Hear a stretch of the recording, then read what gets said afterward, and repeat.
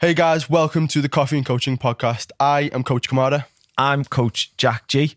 We hope you enjoy today's episode. We hope you take a lot of value away from it, and we might even make you laugh a little bit. We started this podcast to help empower and inspire you to take control and create the life that you want to lead. But remember, everything we say is our opinion. We're not medical professionals. So if we talk about anything that you want to implement into your life, please go and speak to your doctor first.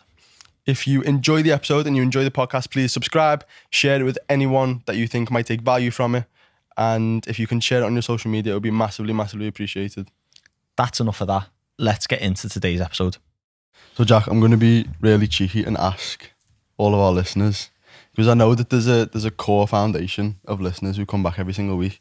But I mean, I'm not aware of anyone who's left a review or a rating or anything. So I'm going to ask and be really rude and just say, can you take 30 seconds of your time to, if you enjoy this podcast, leave us a review, leave us a rating, whatever platform it is that you enjoy listening or watching this on. If it's YouTube, comment, subscribe, all that shit. We've had a couple of comments because we've divvied up the work. So Isaac does the actual podcast stuff of like Apple, Anchor, all that kind of stuff, so you can listen to it.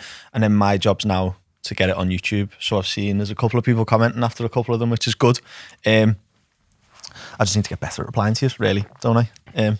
But yeah, thank you. But if you can leave us a review wherever it is that you're listening to us, is it Apple, Spotify, YouTube, whatever it is, leave a comment, leave a review. It helps so that more people can listen to us chat shit. Yeah. I was hoping you were going to say chat shit then. You knew I was going to say chat shit. Please don't say like something stupid like change lives or something. I hope you say chat shit. So I'm glad you did. So well done.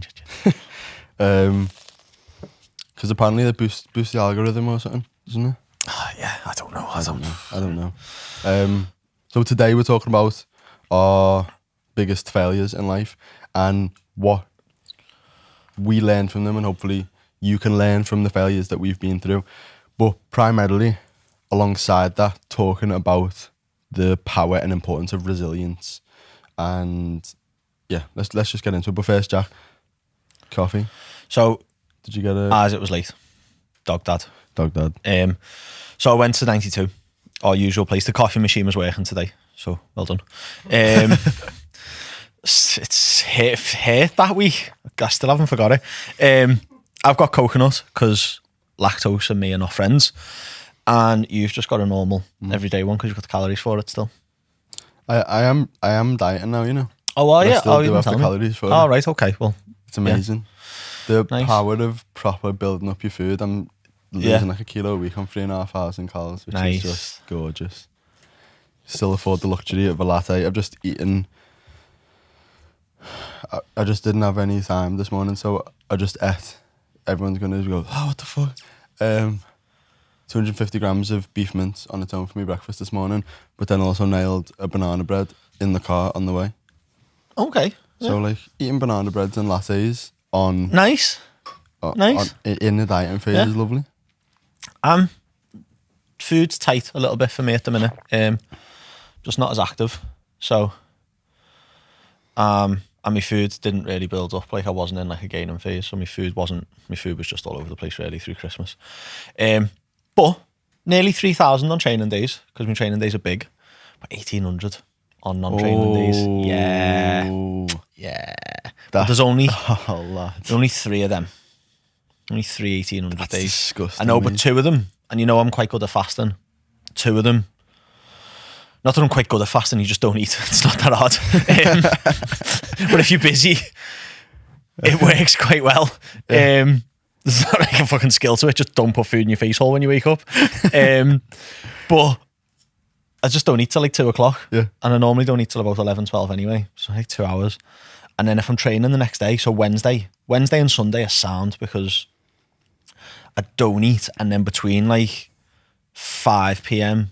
and about 9 p.m, I've got like 1,500 calories to get in. Sick. And it's predominantly carbs. Obviously it's protein, but the rest of it is just carbs. So that when I go to train, because I train fasted, but I don't really train fasted because all the carbs go in the PM. Yeah. it's a fucking shitload of carbs. Great.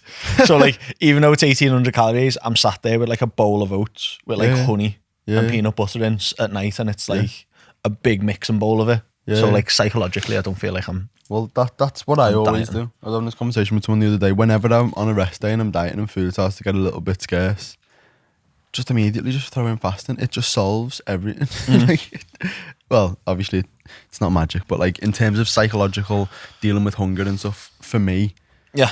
like I'm not hungry at all in the mornings. Like if I don't think about it, I'll forget to eat till like 1 o'clock. Yeah. So just because, especially now with the dog, just wake up and just go straight away. Yeah. And then by the time I get settled down, I'm like, oh shit, I'm hungry. So I have to actually think about it. But on rest days, I can just think, nah, do you know what? Just stop it. Like, Start eating at 1, 2 o'clock, and then all that food is available in the evening. And sorry, go on. you know, just the psychology of it. It's just like you don't ever feel like you're dieting at all. It's boss. And that's why I have to bring that with me for like today. Yeah. It's like up, morning routine, dog, get here, be late. And if I don't, I wouldn't have had anything at all, like no protein at all from like 9 o'clock last night until like 2 o'clock this afternoon, because I've got 2 consultations straight after this. Yeah. So it's like another 2 hours. So I've just even that. Yeah. Just ticking the box, innit? Well, it's same with me. This we could link this into today's topic of like failure, learning from it, and becoming better in future. How many times have you just gone, oh shit, and realised you haven't prepared anything, and been carried away with work or carried away with something, and you've had to go and grab like a fucking Mackey's or something stupid, and it's just completely fucked you up. Whereas now you've done that many times, you've gone, right, so it'd probably be best if I brought a protein shake so I can make sure to hit my protein. Yeah. You've learned, you've failed, you've done something, you failed, and you've got better at it. Like today, I was eating beef mince whilst ironing my t-shirt and also having a banana bread whilst driving to the podcast. I think it's one of them. Yeah, I mean that was one of the things. Like one of my failures was when I was a client of yours. Scarred them for life. You'll never work with me ever again. Do you know as a what? client. No, do you know? You say you scarred me for life, but coaching you is I'd say is one of the most pivotal moments in my career as a coach. See, everyone, if you want to be a good coach, needs to coach me at some point. No, but yeah, I was difficult because I wasn't in it at the start. Yeah. And it meant that you had to be like, it's the way Mark coaches me on the business side of things, is that if I'm not doing something or something that's taken over, you're just very blunt about it, and you like, but in a way, like not like a cunt about it, but like, why the fuck are you doing this? Yeah. Like, why you doing the check-ins? Like, you're checking in with me, you're going to the gym, but you're not doing anything else. So like, why are you here? Why are you bothering doing the check-in? And there was a lot of that, wasn't it? And that was a failure for me for 3 months anyway, because it wasn't in the end. It wasn't in the end. I looked fucking sick in the end, but took a lot of work. Yeah. But yeah, that was a failure. Is that like, I'm a fucking coach, and at that point, I was failing at getting myself in shape, which is, as someone whose job it is to get other people in shape, is fucking bad for your ego more than anything. Like, not even bad for your ego, bad for me, my own like confidence and almost like self-worth. Like, if I can't fucking do this for me, then why the fuck's anyone else gonna come to me and fucking and listen to what I say? So yeah, that was fucking. Well, I think we could unpack that further and sort of discuss what was actually wrong with that whole situation. Is like, you'd set yourself a bodybuilding goal, but you actually probably weren't that interested in it for the right reasons. Yeah, I think that was the turning point for me. That was probably the end of like my interest in bodybuilding. You know, I've seen this in a few people over the last sort of couple of months, especially this bodybuilding season. There's just been like people getting absolutely diced for the show and then just stepping away from it completely. Yeah. Because you work so hard for all of this stuff that you think's going to validate you, and then you get to the end and you're like, oh. Yeah. Well, no, it doesn't actually. Yeah. I still feel exactly the same. What the fuck's the point in this? Yeah, that's exactly what it was. It was like, I used to be so like body conscious, or like my whole like self-worth almost was attached to like I look okay with my top off. And that was why I was in bodybuilding. Not because I wanted to be a bodybuilder, not because I wanted to compete, but I wanted to step on stage and be like, I'm worthy. I look good enough to be, do you know what I mean? That was always an issue. And then when we done that, like, and that was probably the best, because I tried to do 3 shows and got injured every time. Because I was just pushing myself. It wasn't for the love of bodybuilding. It was just annihilating myself. So like training ridiculously hard, training way too intense for the amount of food that I was on. And fucking myself, getting an injury, badly injuring myself and taking myself out for like 3 months, then putting loads of weight back on, then feeling shit because I put loads of weight back on. And then try and do it again. And then try and do it again and beat myself up even more. So I was just beating my mind up over more my mind than anything. Finally just done it right. Had you coaching me to be that voice of like, fucking back it off. Like, stop being a dickhead. Like, do this week. And when we got there, wasn't fucking stage ready, but it was decent enough for a photo shoot. And then I was still like, I remember sitting on the docks the day before the photo shoot. Yeah, because I remember we had a phone call, didn't we? Yeah. I remember I was in, because I just prepped Jack for his photo shoot, which was exactly the day before. And I was already, where was it? In Strength Factory? Where is that? It's Bolton, is it? Yeah, Bolton.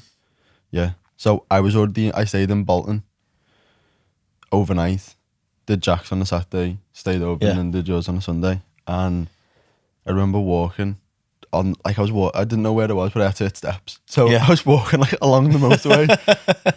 I was walking along the motorway on the side back. I was in the middle of nowhere. I was next to Bolton Wanderers Stadium. Yeah, I know what you mean, yeah. And I was just walking along the motorway. Well, so it's like a dual carriageway, so it wasn't full motorway, but, and then I remember having this conversation going.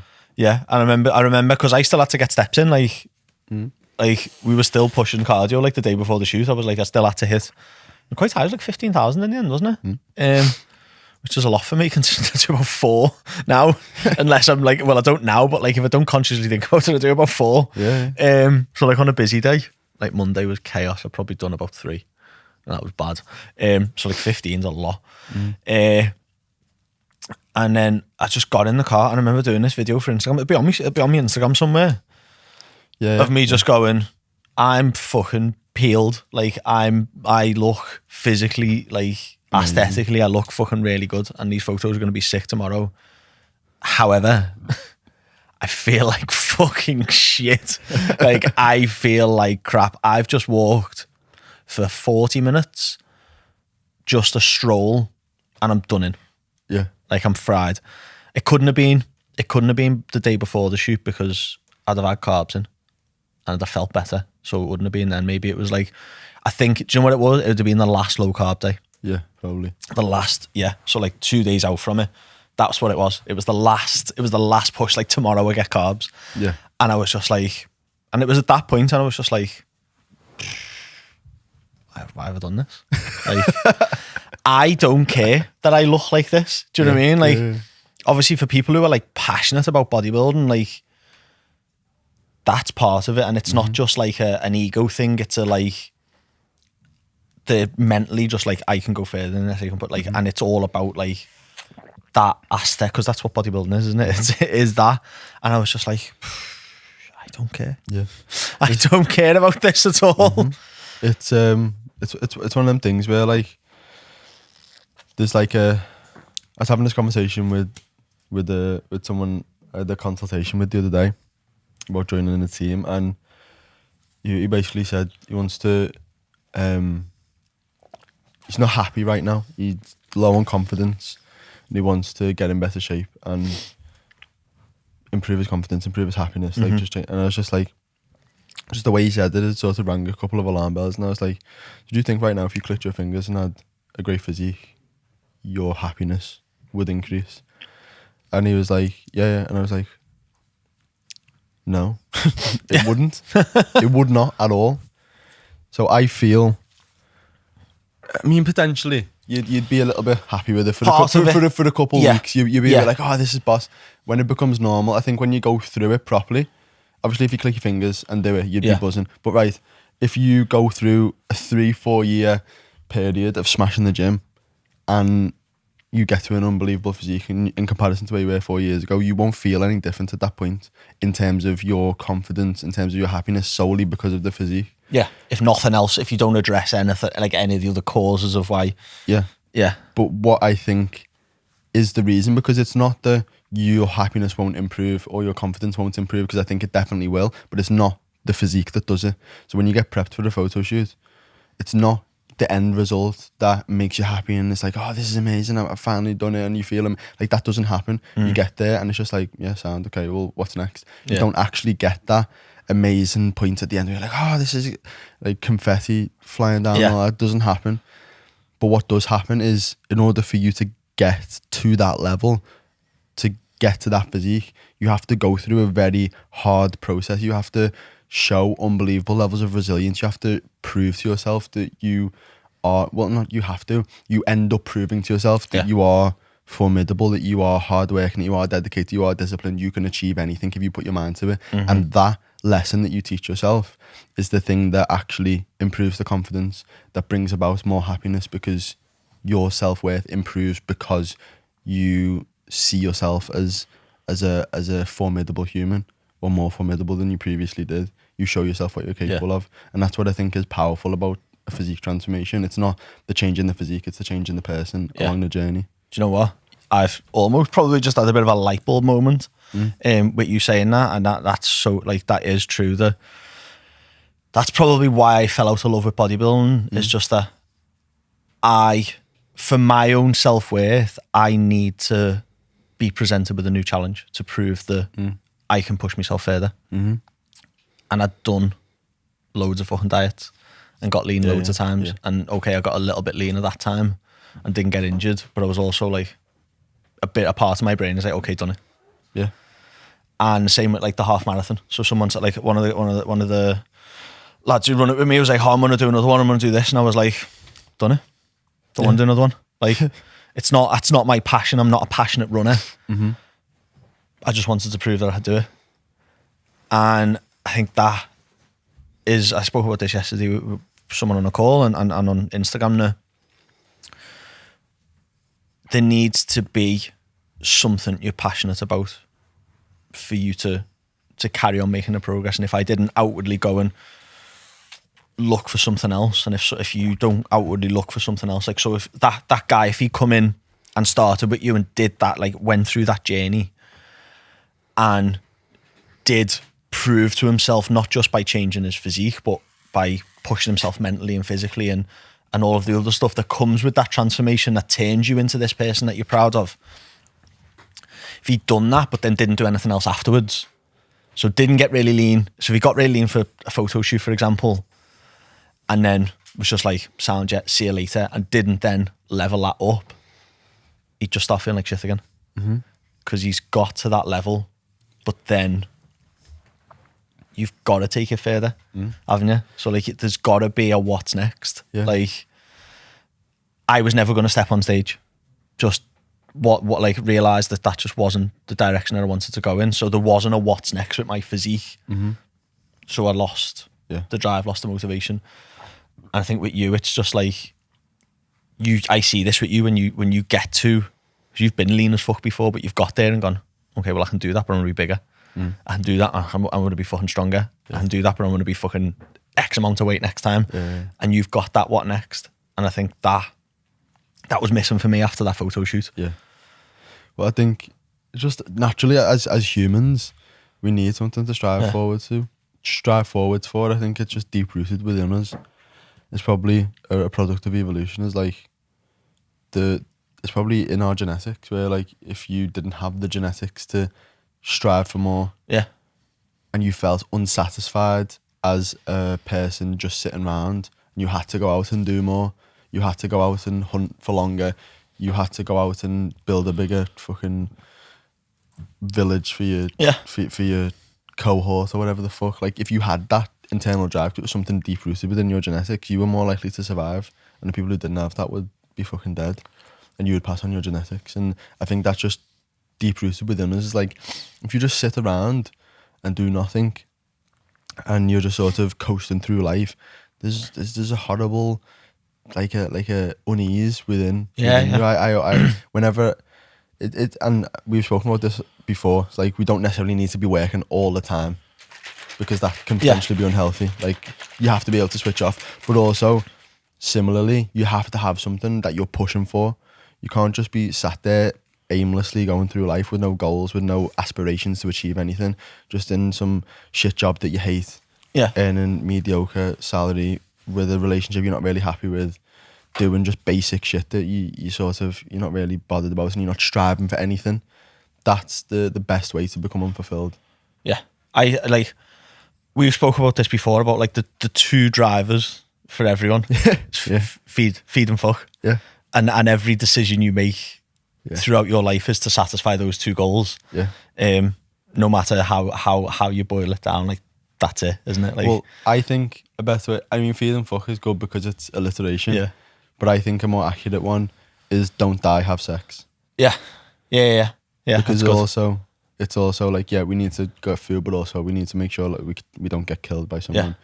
So, but like, no matter where, like, who you are, whether you see yourself as like an alpha or not, every single person inside them has this internal drive to be the alpha female, alpha male. And when people are unsatisfied, is that they don't accept that. And that doesn't mean you need to be like fucking, what's her name, Ronda Rousey, if you're a female, going around just like punching people's heads in and being an absolute machine. But like Kate Stewart, like, is just on it constantly, trying to be better, and that she's accepting that drive that like she needs more. I need to do something else. I need to keep pushing on. Like, I need to set a new goal. Same with me. Like, it doesn't have to be like the things that you normally associate with like an alpha lion. Like, it's that mindset of, well, I do want to be better at something. I need to move myself up my own pecking order. Yeah. And if you don't, you always say, what's that word you always use in your emails? Mediocre. Like, accepting mediocrity is just the quickest way to just feel like crap. It's for pussies. I spoke to you before we coming in when we were talking about this episode. I had a conversation with someone this week, application call to come and work with me. And on the call, I'm speaking to them, and this is something that you've probably come across, similar to what you're speaking to with that lad, is that like, as we got deeper into the call, it was like, there's no deeper goal for you. There is, but because of fear, because of uncertainty, because of just where you are right now, you're not ready to sort of create that bigger, deeper, like, this is what I'm going to fucking do, and it's really scary. So there was that initial weight loss of like, oh yeah, I want to lose 2 stone. It's like, okay, and you're trying to find the why. You're trying to find, okay, but what's driving you? What's getting you there? And there wasn't. And I knew if I got this person in to start working with me at that point, I can help them lose weight. Because it's simple, really. It is. You just eat less and you move more. And that's it. Like, I just get you to eat less food, and I just get you to be more active than you are now. And yes, there's some nuances to it, but it's fucking easy. Like, it is. And anyone who says it isn't doesn't fucking know what they're doing. But to keep it off, you need to have something else. You need to have a purpose to keep it off. Otherwise, if you're just looking at the scales, once it's done, you'll just switch off from it. And I could tell that wasn't there with this person. So I sent them away with some homework. I was like, I'm not even going to bother telling you about the program or inviting you to work with me. And this was Wednesday, Thursday, maybe. I said, I want you to go away. I want you to search the internet. Look for challenges, look for like 3 peaks, look for like Spartan races, look for anything and everything, some weird, wonderful challenge that you can find on the internet. List them all down and just circle the ones that kind of pique your interest, or circle the ones that you think, wow, imagine I could do that. And even if you don't think you could do it, Just circle them, make a list of them, come up with like 10 different things, a triathlon, a marathon, a half marathon, whatever it is. As absurd, it could be a fucking like a kayak race in Wales or something, whatever it is. I was like, go and find it. Yeah. And I'm going to message you on Sunday. Mm. I want you to tell me all of the things that you found, and we're going to go through and we're going to pick one. And if there's something there that sparks your interest, then great. That's what we do. Mm-hmm. We get you to lose weight, and then we get you to do that. And then that's going to prove to you, shit, I can do this. Yeah. I can push myself further. Yeah. Because part of the conversation was that they'd never done anything physically to push themselves. Mentally, they had. They were really successful and they were running a really busy life. Yeah. So mentally and intelligently, they were good at pushing themselves. But the physical aspect of stuff, never done it. If you've never done it, you've got no gauge or scope of what you're capable of. Physical discomfort's a very different thing. So I was like, go and pick something. Yeah. I told her a story about Jen, who ran a marathon, couldn't run 5K, and I was like, just run 500 meters extra every week. Yeah. And we'll see what happens. And now she runs marathons. So I'm excited for Sunday to be like, what have you come up with? Sick. This will probably be out on about Sunday. Yeah. So yeah, today I'm having a conversation as you watch it. Time travel. Sick. I think that's definitely important. I want to go back to something you said about like to sort of add some a caveat to the conversation. Like when we speak about Kate Stewart, unbelievable levels of success and unbelievable levels of drive. I don't necessarily think that is the right thing for everyone, obviously. Like in order to get to that level, that's a humongous amount of sacrifice, humongous amount of work, energy and stuff that goes into that. And for her, that's probably perfect. But that has to be in alignment with your values. And we speak about this so many times. Like some people I remember you said one time, she was pulling up in like just unbelievable whips, and she was like, "Oh yeah, this is just like the bin car for me or whatever." And it was some mad. It was like 180 grand car or something crazy. It was an SQ7, and I was offended by how dirty the inside of this car was, and she was just like, "I'm too busy, mate. I've got a load of kids, and I run a load of businesses. What do you want me to do? I'm not going to be in the driveway cleaning my car, am I?" Like it just wasn't. She was like, "I'll get someone else to come and clean it for me." And the next time I seen her, she did. Yeah.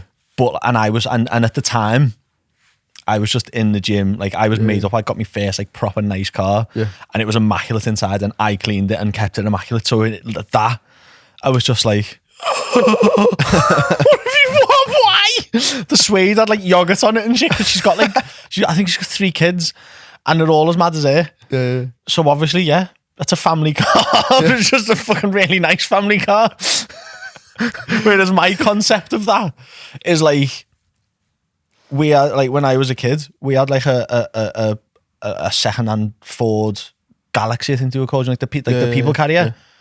That was her Ford Galaxy. Do you know what I mean? It's just like, it's just different worlds, isn't it? But but like to her, it was just like, I'm having a fun time for this, mate. Yeah. It's not on my values. Yeah. But like going back to it, do you know actually? I've just been walking to the studio and there was a black SVR range with a private reg parked on double yellows, and I was like, "Oh, you sick cunt. Like you just don't even care whether you get a ticket or not. You sick cunt." Like, oh, that's sick. I want to be able to do that one day. Yeah. Like you're probably making more money doing whatever you're doing right now than what the ticket will be. Yeah. Which is just sick. Worth it, isn't it? Well, that's I mean, when we the first gym we ever used to work at, there was a lot of people we worked with that were fucking on big money, weren't they? Like owning like investment companies and stuff, and it was that, wasn't it? It was I'm gonna make more money. Like I've got 45 minutes to come and do this workout, and then I'm going back and I'm making more per hour. Like to be people on the phone in the workout because that phone call was making them 40 grand, is it? Some stupid, like making like £40,000 deals on the phone in the middle of a gym session. They don't care about the 40 quid parking fine or whatever, do they? Their PA's going to sort that. I remember working out how much Floyd Mayweather was going to get paid to fight Conor McGregor, whenever that was, a couple of years ago. And was it Manny Pacquiao? It was one of them, but he was obviously getting paid stupid amounts of money. and it was. I worked out by if he dropped like what I can't even remember the amount, but if he dropped like $100 on the floor, it wouldn't even be worth him picking it up. It would take him longer to pick it up Yeah. than the amount of time that it would take him to pick it up. He's already made it back. Mad. So it's just like, oh, Yeah. what the fuck? Not even That's bother. insane. You got 280 mil from that fight. It's ridiculous. And like if let's say it goes the full 12 rounds, what's that? 36 minutes. Yeah. Do you know what? I seen a meme Is the that other day, right? Yeah. 36 And minutes. it was of some football player. I don't watch football, so I have no idea who it was. I just know it was a football player because you're getting off like a team bus, and he was rolling his suitcase, and it was like someone had tweeted, "Why can't all men afford to have this? Why can't all men spend the time making their suit fit as good as this?" And someone just tweeted back, "Because £48,000 a week." Like, that's why, mate. I mean, it was a nice suit, but £48,000 a week. I can afford for my suit to fit perfectly. But yeah, like I get what you're saying with Kate. Like, Yeah. that's It's like going back to our 2 episodes ago. yeah, The friend, being honest and authentic with yourself. If that's what you need and want in your life and you're striving for that, happy days, come and do it. But even like, because I got this from Jordan Peterson's book, and you've heard about everyone's heard it now. It's on the reel of being a monster, Yeah. and people in the gym are using it. Like, you've got to be a monster. That's not what he means. Like, and you're using the reel completely wrong, and it's massively frustrating. He's not talking about having big biceps. He's not.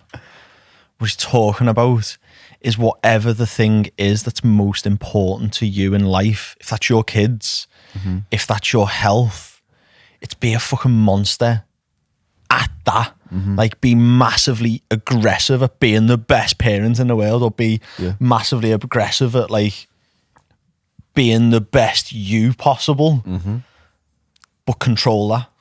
Don't let that consume you. Yeah. So like, guy who's on the call with you wants to feel better, essentially, doesn't he? He's got low self-confidence, probably low self-worth, and changing his physique will help with that. Well, it will if you exit you. If he just goes on a diet, he won't. If he goes and works with you, he's going to, because everything else is going to come into that. Yeah. So be a fucking monster at that, but then don't get so consumed by that Where it defines you. that the rest of your life falls apart because of it, and then without it, you've got nothing. Like when the gym's closed and everyone, and like loads of people lost their mind, because that was their only way to feel good, prove their self-worth, and like exercise is fucking unreal for your mental health, but it can't be the only thing you use, No. because if you don't know how to have other outlets for that thing that you're managing, you crumble when the gym closes. Yeah. And yeah, it was shit when the gym's closed. Of course it was. We fucking nearly lost our fucking businesses. However, that's not. I haven't let that consume me. I haven't let being a coach consume me. And I might be completely wrong. Jordan Peterson might be on about having massive pecs, and that's what he means by being a monster and learning to control it. But that's not to right. control your pecs so you can bounce them on cue. Yeah. Do you know what I mean? Like, that's what you see, isn't it? The reel of like someone in the gym, like, you need to be a fucking monster, and they're like doing bicep curls, and it's like, that's not what he means. It's not what he means. But yeah, I think that ties into what you're saying with Kate. Like, that's your highest value. But if your highest value is, like, people always come, like, one of the reasons people come to me is like, I want to be able to I've got a family, I want to be able to keep up with my kids. Yeah. Okay, so your kids are your highest value. Like, that's what we're focusing on. That's the driver. Let's do that with all of the passion and the aggression of an alpha female trying to be the best mother. Yeah. And that's zero in on that. Yeah. And then everything else links to it, doesn't it? Like, So like hitting your calories links to it, so you can lose weight, so you can play with your kids, or like whatever the fuck. like rooting emotion in it is when real change happens, isn't it? Because like, but that's how I quit smoking. But like, rooting, like, why you've told me that you want to be there for your kids. You want to be able to keep up with your kids when they start being able to walk and run around. Yeah. we've just ordered a chippy tonight. Do you know what I mean? You've just ordered a big, massive chippy, not tracked it, and not done any exercise today. Yeah. And I want you to consciously kind of feel bad about that. I don't want you to feel guilt, and I don't want you to feel like you beat yourself up or you failed. But I want you to have that connection back to what you're fucking doing this for. This is what you've told me you're doing it for. That's not getting you there. Yeah. I don't care that you've gone over your fucking calories. I don't give a fuck about that. But you said you give a fuck about this goal. So your actions need to fucking align with that. But if you can create that link when you look at the chippy, but you're consciously more self-aware, you go, that's gonna pull me away. I'm not gonna keep up with the kids. You could be at the chippy with your kids. Are you standing there and you're looking at the menu and go, what was that? Oh, fuck. Nah, come on, let's go. Do you know what I mean? Because you've created that self-awareness. Yeah.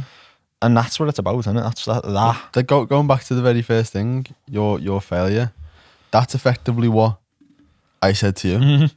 It's like, yeah, potentially we're doing it for the wrong reasons, but at the time it was like, this is what I want. I want to get fucking shredded. Yeah.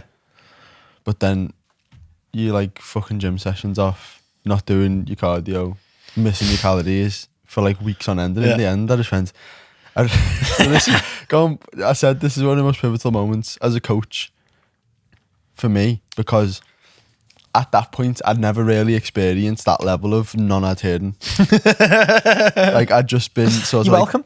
People That's why I've done it. People would just be like, oh yeah, missed me steps by a couple of thousand, or went slightly over on my calories. But Jack's like fucking ordering fucking takeaways every fucking like 4 times a week, and just like eating sweets in the shop and shit, and just doing all madness. And to be fair, at the time I worked in a dessert shop. yeah, Like it was the first lockdown. I didn't have about 3 clients left. yeah, So I had to go make my dessert shop. And I spoke about this before, but like it was just not the environment to be in. Like I was the cook. I was making all of the stuff in the kitchen, making the milkshakes, making the desserts, and trying to diet. And it was like early stages of diet. And I was just like, nah, I'm having that waffle, me.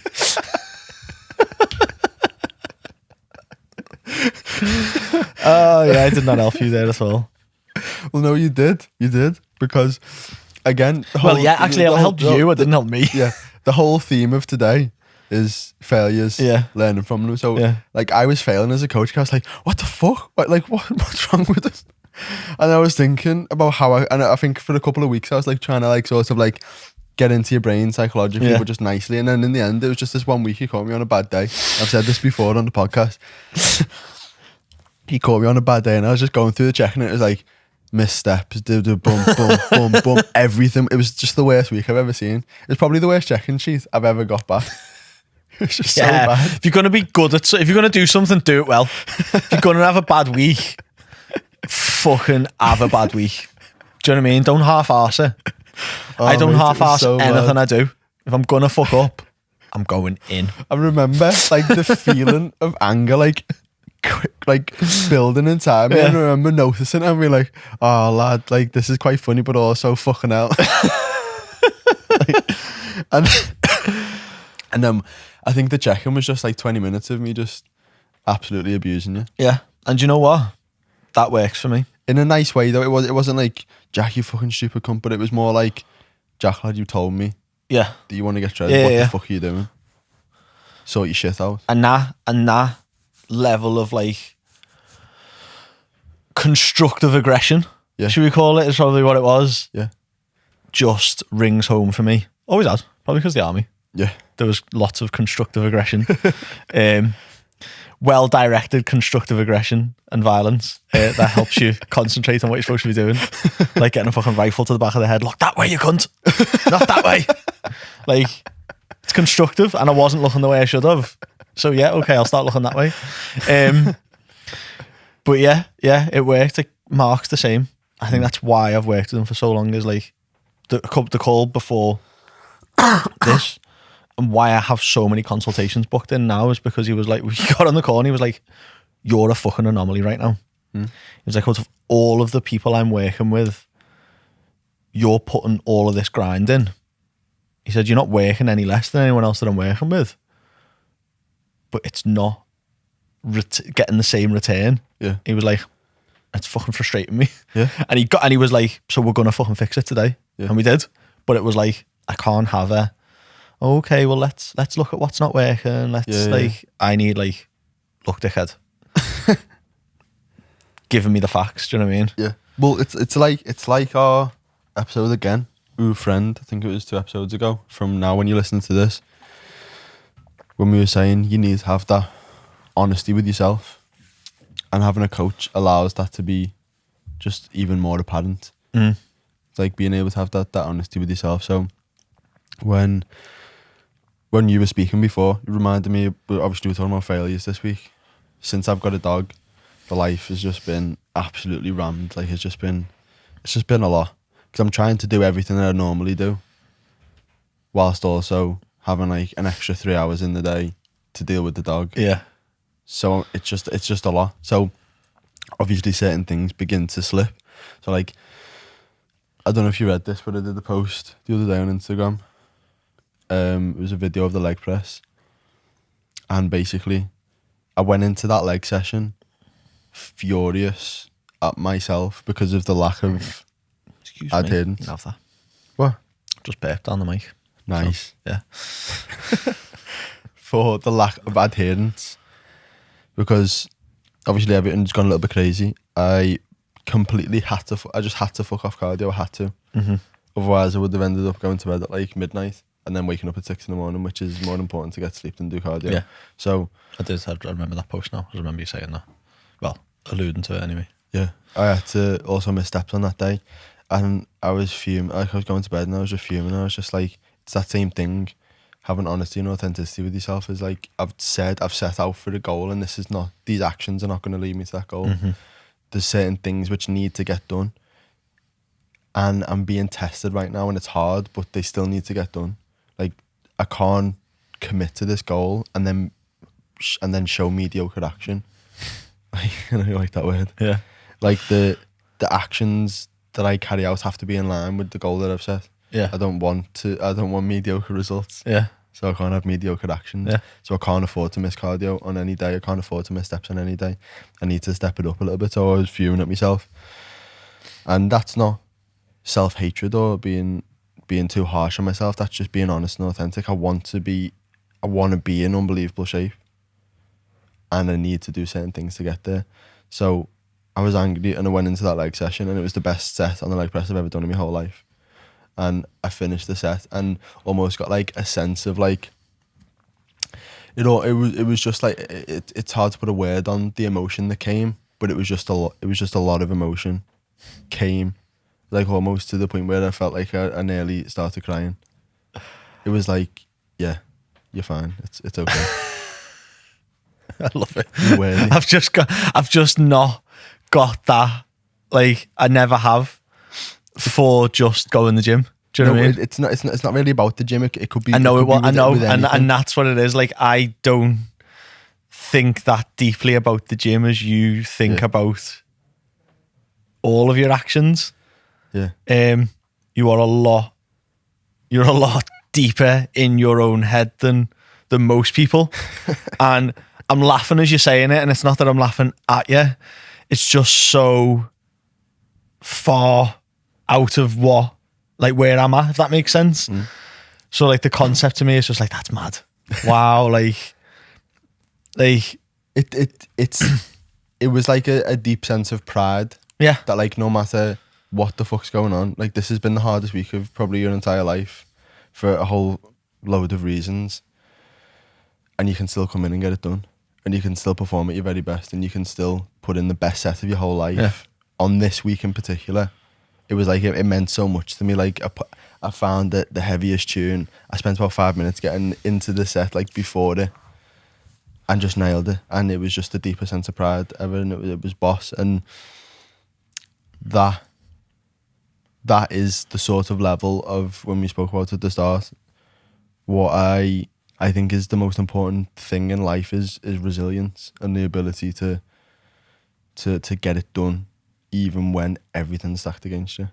Do you know what that highlights about you and your level of self-awareness and your level of being able to sort of step back and look at your actions is the fact that like this is what a lot of people are missing, I feel, when they first come and approach us, is that you've had a bit of a shitty week. Like you've had the toughest week that you've had, done that session, not just been like, oh yeah, happy days, tick that box, got it done, extra reps.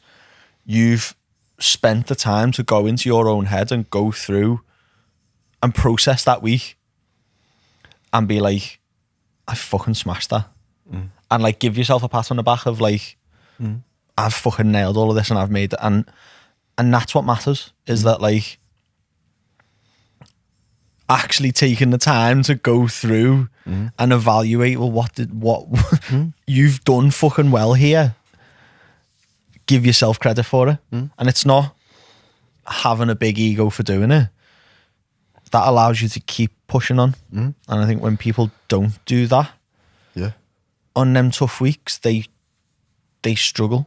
Do you know what I mean? And that's a skill obviously you've developed over a long time, the meditation and with journaling and becoming very self-aware. But if you don't do any of that and you're not open to even trying to do that, it's this week is like, again, the theme of today is failure. It was a failure of a week. Like things slipped, and being able to recognize that and put a stop to it there and then. So I've failed, I've processed it, learned from it. That can't happen again. This is what I need to do better next time. And today I'm going to change it in this leg press set. And it's like accepting your failure. It's fine. No one's perfect, but then don't ever let it fucking happen again. And actually learn from it. Make it a positive moment. Make that failure, that difficult week, the point where shit changed for you. Like you didn't just have a shit week and then have another shit week and have an even shitter week and downward spiral. That point where you had the shit week was the point where you got your shit together and started progressing your life in a positive manner, rather than letting it turn into a downward spiral. Which I think is vital. But like speaking about resilience, like what does, because when you're in that situation, it's very hard to bring up that level of drive when you're just fucked. Like you're in a very bad place. It's hard to bring up that level of drive to make that transition, because it's like inertia. We were talking about inertia. So we've got an exercise execution seminar that we're delivering on for our clients on Sunday, and we were thinking about the best way to describe what inertia is to everyone. And basically, inertia is if something's moving, it wants to keep moving at the same pace with the same momentum. If something isn't moving, it doesn't want to move, it wants to stay there. And if you want to move it, you have to provide energy to get it moving. So the analogy you're saying is if you hold a 30 kilo dumbbell in your hands like that out in front of you, it'd be quite heavy. But if I dropped the 30 kilo dumbbell from like 6 foot above you and you had to catch it, it'd be a lot fucking heavier. Because it's moving already, it wants to keep moving. But it's the same shit. Like if you're in a downward spiral, it wants to keep going down. Your life is going to keep trying to force you down until you get to the rock bottom. You have to create some sort of fucking energy to be able to change that trajectory, to be able to overcome the inertia of life and push yourself in a different direction. And the same as if you're stagnant. If you're just stagnant, something needs to happen for that inertia to be removed and for you to change the trajectory of your life. But what does the word resilience mean to you? If you have to sort of try and think about it or describe it. So for me, it's that. Remember that whenever I think of resilience, I think of that. I can't even remember where we come across it, but the woman just saying, I looked around at everyone quitting, and I thought, James Clear's email. What would happen if I just didn't quit? It's that. It's having for me, having the self-awareness and self-belief that if I just keep going, it'll be okay. If I just keep going, I can do one more. If I just keep going, I can be stronger. If I just keep going, I can. And it's that That's resilience for me. It's not. It's like I asked someone the other day. I asked everyone in our group chat, how much more can you handle? And it's not about, like, for me, it's not about, like, the reason for this was that, like, a friend of ours who probably wasn't in the best mental place, and I don't want to give too much details because it's not something that we want to really talk about, wasn't in the best place, lost someone very close to them, and now we're worried, like, are you going to be able to handle that? Because that's a big life event, a big emotional life event. So we're worried. And that got me thinking about everyone else that I was working with, and I was like, your check-ins are going okay, you say you're doing good, but what if something else happens? Yeah. What if two things happen? Yeah. What if the whole world shuts down, Russia bombs us, and, like, shit hits the fan? Do you know what I mean? No, I'm thinking, because there's all this stuff going on in the news, isn't there, with Russia, like showboating and stuff on the border. So, like, what if that happens, though? What if? Can you handle that? Are you mentally prepared? Like, are you in a position to, like, or are you just teetering? Yeah. Are you on Like, are you at the edge of your capacity? Are you getting by? Yeah.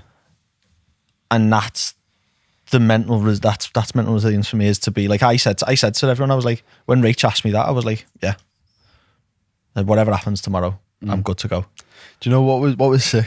I'm reading the Daily Stoic at the minute, and one of the ones, I think it was yesterday. I'm actually a bit ahead, so if anyone's listening to this, you won't have read this yet, so you'll come to it. It basically said on, like, each page got a title. Do you know what the format is? Isn't it like a page a day for a year? Yeah. So you're ahead. So you're just reading the book. Yeah. Basically just reading the book. I love it.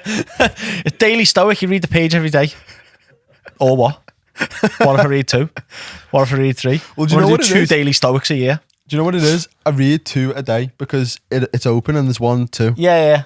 So I read that one, I'm like, good, that. And then I sort of, like, try and shut the book, but then I glance over and I'm like, oh, that one sounds interesting. Then read that as well. So anyway, it said on being invincible. Yeah. And I can't remember if it was Seneca. I don't know how to say his name, Epictetus or whatever the fuck. And then I don't know if it was him or them two or Marcus Aurelius, but one of them said, basically, I mean, I'm massively paraphrasing because it's all in, like, mad translation because it's in Latin, obviously. So it was like, basically, he who isn't defined by anything that he can't control is invincible, is effectively what they said. So it's like, you can't control Russia bombing us, you can't control lockdowns, you can't control, like, someone dying in your family, like, you can't control those things. But if those things are unable to crumble you inside, you are invincible. Because if you are only defined by what's going on within your control, then there's nothing that can really touch you or hurt you. And especially when you take responsibility, you might make a bad decision, but it can't hurt you because you're still responsible for that. Which I thought is just a nice little thing for what you said there. But yeah. What does it mean to you? So I was saying this to you last week, wasn't I? I think I've become more resilient as I've gone through probably the last couple of years. I think, and you know, I've been like this in the past years because I'm, like, really into science and, like, physiology and, like, everything has to be perfect. Sometimes in the past, blue personality as fuck. Like, if there was a description of blue in the dictionary, may as well just stick a picture of you and tell them about your life. Like, so for anyone who doesn't know what that means, there's a book called Surrounded by Idiots that you should read. So there was an element of, like, things are getting hard now. Let me use some science to subconsciously, like, justify me being a bitch. If I used to have a bad sleep, I would say, no, I'm not training today. Because I was like, well, no, the performance won't be very good, so there's a chance for regression in the sessions. And actually, what I should probably do is just take today off, and then I'll get back into it tomorrow, and then performance will go up, and then I'll be able to progress faster, and I'll build more. And it's just like, no, just get in the fucking gym and up it. And so slowly, I've sort of, like, put I think I used to think that I was special, So I'd look at other people and just be like, shut up, I'd just do it. But then myself, I'd always come up with a reason why I can't do it yet, or I should wait, or Yeah. I shouldn't do this because but actually it was just subconsciously I was trying to put a mask on the fact that I was uncomfortable, I didn't want to do it. Yeah. I think that's what it is anyway. But recently I've just started, since I've become aware of that, I've just been now like, just treat yourself like a client. Just fucking do it. I don't really care how you feel unless like you're actually ill or like there's a proper serious issue going on. Just turn up and do it. Like I don't give a fuck. I don't give a fuck how I feel. And I think since I made that decision, that has become, that was like the catalyst where now I've started being able to build resilience, because I'm constantly doing stuff that's uncomfortable when I'm hurting and I'm in pain. I can still get it done, and it's practice. It's like anything. Like the more you stay up till 1 a.m. doing check-ins when you just want to go to sleep, Yeah. the easier it becomes. Yeah. The more you get 3 hours of sleep and then go and do deadlifts, the easier it becomes. Like if you can get through that shit on a regular basis, like you can really get through most things. And so that's what resilience is to me. It's just getting shit done no matter what the circumstances are. Staying strong and not wavering, having an unwavering sense of responsibility and drive to get it done no matter what the situation is. Obviously within reason. Yeah. And like it's like you've just said, it's just a case of building that up over time, isn't it? You're not just going to automatically be like massively mentally resilient. Just like, well done. Yeah, you just decided to be. But like little things, like even my programming for my workouts at the moment factors in some level of mental resilience in terms of like, I finish with stuff that I should probably, from a like sport performance aspect, should probably program first. Yeah. So like ball slams or any kind of like core work, so like the march, like the front rack march, kettlebells, it's quite technical, and to for that to be beneficial in the sports performance place would probably be put at the start when your nervous system is most able to sort of take that in. But that's not why it's there for me. Yeah. That for me is like, I want to absolutely murder myself for 40 minutes and then do something technically challenging and do something mentally challenging that I probably don't want to do. Yeah. And then do that and then be able to do that well. So even just down to like ball slams with a med ball at the end of like a hard metabolic session because I'm fucked. Yeah. It's not necessarily about doing that well and doing it with good form. It's like how aggressively can I do this, and how can I still perform at like 100%? Yeah. When I don't want to at the end. Yeah. So it's not really about like, for me, that part of each of those sessions isn't really about the physical benefits of doing a ball slam. It's the fact that you have to this is fucking hard. Yeah. And you don't want to do it. Yeah. So get the fuck over there and go and do it. Yeah. Like, and that's all it's about. Yeah. At the end. So people, like, especially like Jack and like the other coaches that we know got like a sports science background, probably look at some of my training and go, fuck's he putting that there for? Yeah. Like, that doesn't go there at all. Like, that's wrong. And I'm like, no, I know it's wrong in terms of like, if I wanted to be an athlete, but it's right for me here. I think like those little things are the things which allow you to build the resilience. It's like, if you want to build muscle, you wouldn't just start going in and doing 10 sets of 10. Yeah. Which is the equivalent of sleeping 3 hours and going to do deadlifts. Like, you shouldn't really do that every day. But it's the little things like that allow you to build that mental resilience. So like an example in my life right now is like when it's fucking, I'm just fucked. I've got no capacity. Like we were talking about capacity, and like I'm right at the top. Yeah. I'm so close to being a capacity, like 99.5%. And I'm trying to eat me dinner at the end of a long day, and the dog comes up and he starts trying to scram me food or something like that. Or I'm just chilling and he's like mouthing at me, or like just being a cunt, because puppies are. Yeah. They are knobheads, they are. And it's like the resilience in that sense. It doesn't also always have to be aggression. resilience in that sense can be calmness. Yeah. Because, oh my God, I want to kick him in the Yeah, face. yeah. Fuck off, you little cunt. But, like, being able to still show the same level of consistency, same discipline, no, Yeah. and sending him away, putting him in his crate, getting a treat, bed, getting him in the street, pet him, close the kit. Like, that is hard. That's the last thing I want to do. I want to just throw you out the room. Yeah.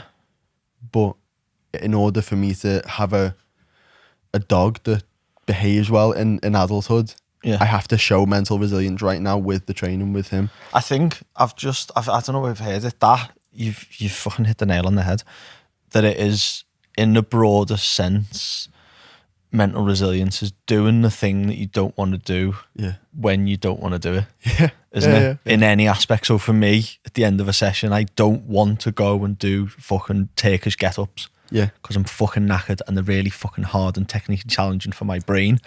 So I'm gonna go and do it. Yeah. At the end of a fucking like 16-hour day, you don't want to get up off the couch and correct the dog's behaviour. You just want to lie on the couch and eat your food and switch your brain off and then go to bed. But you're going to fucking get up and you're going to correct the dog and you're going to do that thing. Like, if you've had a shit week, you want to go home and get a wine and chill out and sit on the couch. You don't want to go to the fucking gym and stay on fucking track. But if you want to be that fucking person, if you want to be mentally resilient, then that's what you're going to fucking go and do. Yeah. You're going to David Goggins the shit out of your behaviour, aren't you? And you're just going to fucking shout at yourself and be like, not even shout at yourself, you're just going to have that quiet words, that quiet internal dialogue of, so what are you going to do? Yeah. Right now, what are you going to do? Are you going to give in? Are you going to go and sit on the couch and then sit there and feel like shit and feel lazy and feel like you failed? Or are you just going to fucking dig in, do a little bit? Yeah. And it's that. Like, we're like, for me, that comes from like some of the runs and some of the like fitness tests and stuff we had to do in the army. The last bit where I maybe couldn't even see the finish line and we'd be like fucking over hills like this with loads of equipment and it'd be like personal best, or you'd be in competition to finish first because it was part of the course, like the sniper course that I was on. There was fitness tests. You had to finish a 5 miler with 55 pounds in a certain amount of time, and if you didn't, you were off the course. And it was getting round that and having that conversation of, are you going to walk? Are you going to start walking now? Yeah. Really? I know you want to walk. Your legs are screaming. Yeah. Your hamstrings cramping up that last fucking hill, but are you going to walk now? Oh yeah? Or are you going to walk up there when you're finished? Yeah. And it's that little internal dialogue, sitting looking at the dog fucking nipping at you with his little twatty little face, just like nipping. Little needle teeth. His little fucking shark needle teeth, and you're just like, I can't be fucking arsed with this. Am I going to sit here though? No. And you go and do it. Yeah. And it's that, isn't it? It's doing the shit you don't want to do when you don't want to do it. I think doing the shit that you need, that you know you need to do when you don't want to do it. Yeah. There you go. Yeah. That's nice. Yeah. I like that. I think that's the difference between people who achieve success and people who don't. Because everyone gets to this point where you're towards your capacity, or like things are hard. It's never going to be easy to achieve success in anything, especially not trying to change your physique. It's fucking hard. Yeah. You're going to be faced with challenges, and if you don't have that ability to converse with yourself and tell yourself what's what and have that conversation with yourself, to have that mental resilience, or to even be willing to develop that mental resilience, you're not going to do anything. You're going to be that mediocre person who's, we spoke about at the start, who just has a shit job that they don't like, average salary, shit life, just not fulfilled in the slightest. If you want to have any level of success, you need resilience. It's key. Yeah. It's the most important skill I think that is possible to have in life. Yeah. Because it's just all encompassing. It improves everything. Every single thing that you do, doesn't it? Like, it improves how you are with your kids, it improves how you are with your friends, it improves your relationships, like who you open yourself up to. Yeah.